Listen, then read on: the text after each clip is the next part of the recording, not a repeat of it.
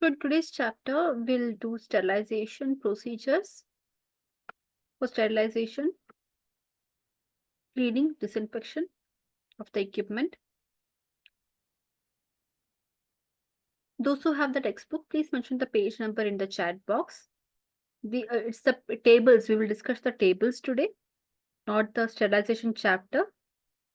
After that chapter, there are certain tables. You can take that page number out. So standard procedure for cleaning and disinfection of reusable PPE. The personal protective PPE, personal protective equipments that you can reuse. Okay. How will you clean and disinfect reusable items? So if it is a N95 or a standard surgical mask, you have to dispose them. You are not supposed to reuse them. Okay. You have to discard them in the waste bin, appropriate waste bag, which is tagged for mask. Okay. Bags in isolation room or ICU and everywhere, it is tagged that this is where you have to dispose the mask. In that one, you have to dispose it off. You are not supposed to reuse the N95 mask.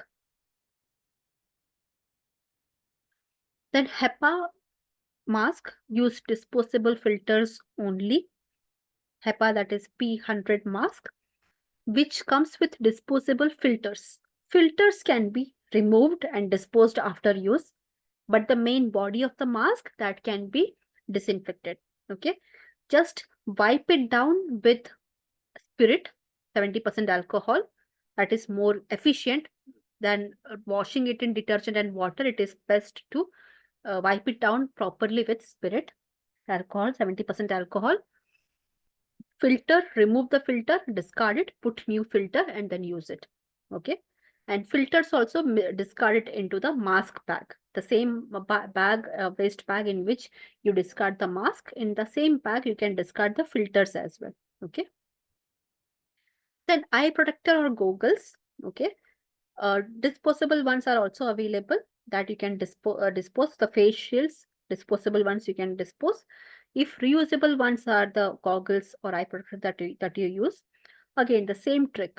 Wipe it with spirit, 70% alcohol, and then you can rinse it, dry it, and then use it. Okay, but disposable ones will go in the same waste bag. Gowns, always disposable ones are recommended, but some hospitals are green hospitals.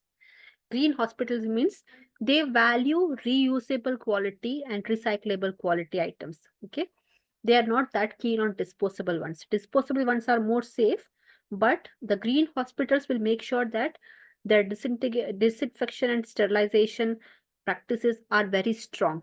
If you work in a green hospital, you will have to use reusable gowns. Okay, so it has to be sent for laundry, and even in laundry, in the laundry department, these gowns are washed in 70 to 40 Celsius hot water at least. Okay, it has to be used in washed in hot water. And or else you can use bleaching powder. If it is a white fabric, use bleaching powder. If it is a non-white fabric, any colored fabric, don't use bleaching powder. Soak in bleaching powder water, 0.5% dilution for 30 minutes. Wash with detergent to remove the bleach and rinse and sun dry it. That is the normal procedure. Only for non-colored fabrics, you can use bleaching powder. Colored fabrics, wash it in hot water. Okay, disposable one, discard in the waste bag according to the guidelines. And when you are using the reusable ones, always dry it in the sun as much as possible. Aprons, always use the reusable ones. If it is a green hospital, if disposable one, discard in the bin. If it is reusable, again the same, detergent, water, disinfect with spirit. And cap and shoe covers are usually disposable ones. Okay, reusable ones are personal surgical caps that surgeons use. Okay, they will launder it with the same hot water technique. If it is white cap, they can bleach it and wash it again with detergent to just to remove the bleach, the smell of it that is strong. To remove the bleach smell, wash it with detergent, dry it under sun. Usually, the caps and shoe covers are disposable one these days, not reusable ones. Gloves, you never use reusable gloves on patients. After every patient, you change the gloves, dispose it off. Reusable boots, clean with detergent, water, disinfect with 70% alcohol, spirit. The rubber boots that we use, okay. Needles and syringes, we never reuse. Discard them in puncture-proof containers, okay. And the puncture-proof container should have the biohazard symbol, okay. And do not let the puncture-proof container fill to the brim to discard the needles, okay. When the puncture-proof container is 3/4 fill, the housekeeping staff or the biomedical waste handlers should discard it, okay, and bring the new empty puncture-proof container. Needle destroyers are not recommended because earlier they used to use the needle destroyer, and that used to uh, spread some aerosols which can again transmit in the air and cause more infection. So needle destroyers are not used in wards. If it is any soiled patient care equipment like stethoscope, blood pressure apparatus, okay, if that has some blood stain or body fluid stain that is soiled during patient's body fluids, okay, you have to clean the blood pressure apparatus with soap water, okay. After it is dry, you have to wipe it down. Stethoscope as well. After it is dry, you have to wipe it down with sodium hypochlorite 2%, or if you don't have sodium hypochlorite, use spirit to wipe it down. Wipe the blood pressure apparatus, the plastic part of it, the metal part of it, even the stethoscope. The cuff of the blood pressure apparatus, which is made up of cloth, that can be sent for laundry. Cups of blood pressure apparatus, you have to clean with soap water, detergent water. Okay, in hot water also you can wash it with detergent.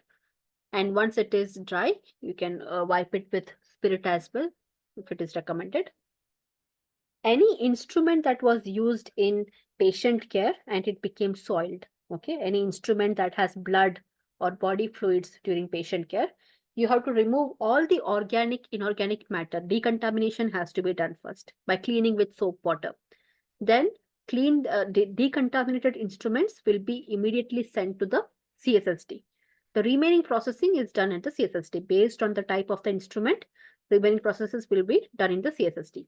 Don't send blood-stained instruments, body fluid stained instruments to the CSSD. You have to decontaminate it in the user department, and then decontaminated instruments are ideally sent to CSSD. Ambu bag and mask, wash it with detergent, or you can also wipe the entire ampu mug or ampu mask with the spirit. For each patient, you will give them the new mask. You will not continue the mask. Ampu bag will remain the same for all patients, but the mask, don't give the same mask of a previous patient to a new patient.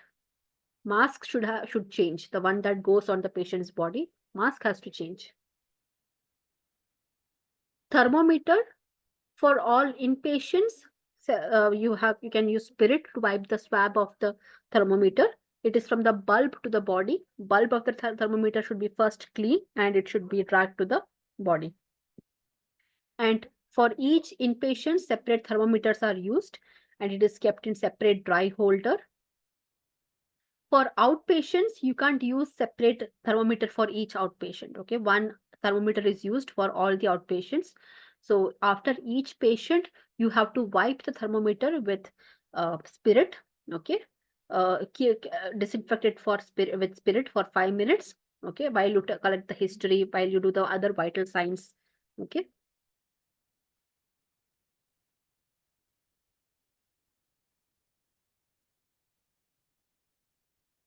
Other methods of the thermometer, you can, once you use it on a patient, immediately put the thermometer back into a container that has glutaraldehyde, okay, or chlorhexachlorophene, if that is also present, a container that has these solutions. put that thermometer back into the container for 10 minutes, let it rest, and then use it on the next patient.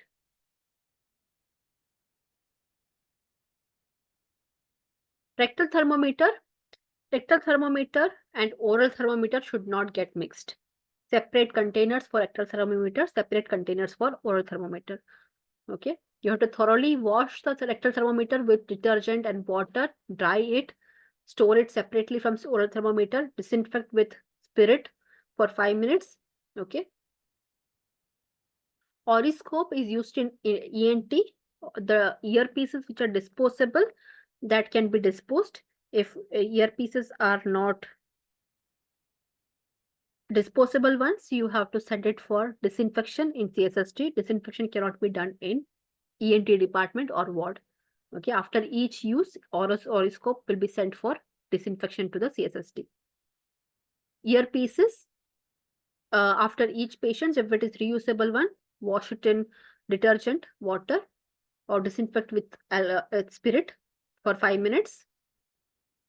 Patient shaving, disposable razor, you will dispose it off after each patient. You will never use the same razor for more than one patient. The bed ends and frames where the patient sleeps, okay, bedside locker, cardiac table. If it is a neonatal ward, then baby bassinets.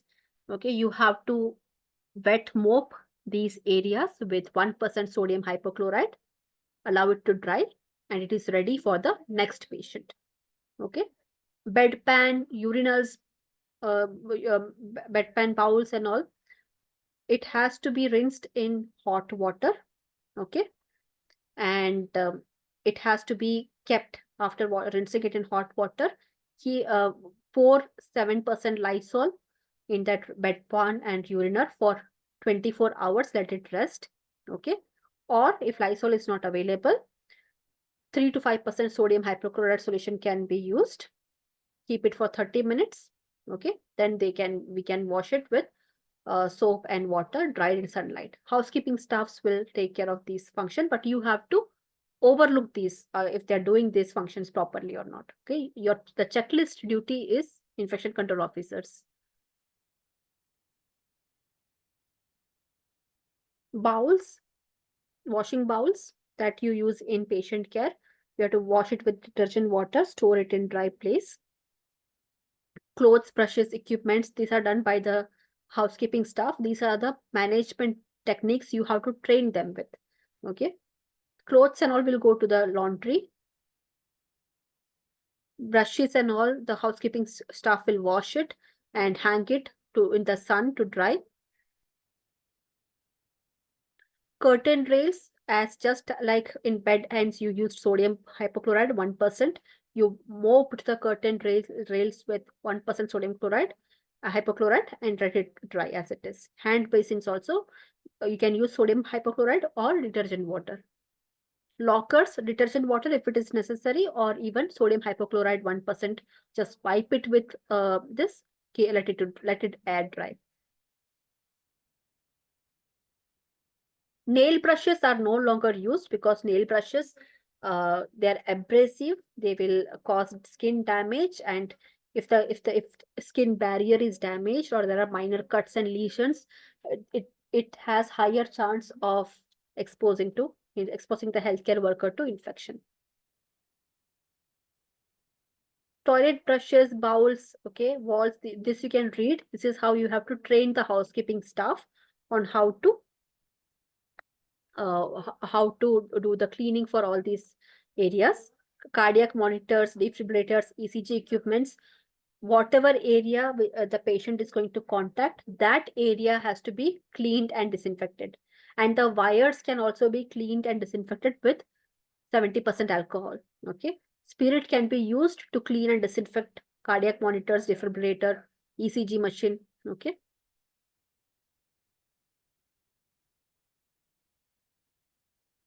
So that's all about sterilization techniques for different patient care equipments. Is it clear to all? Today's topic.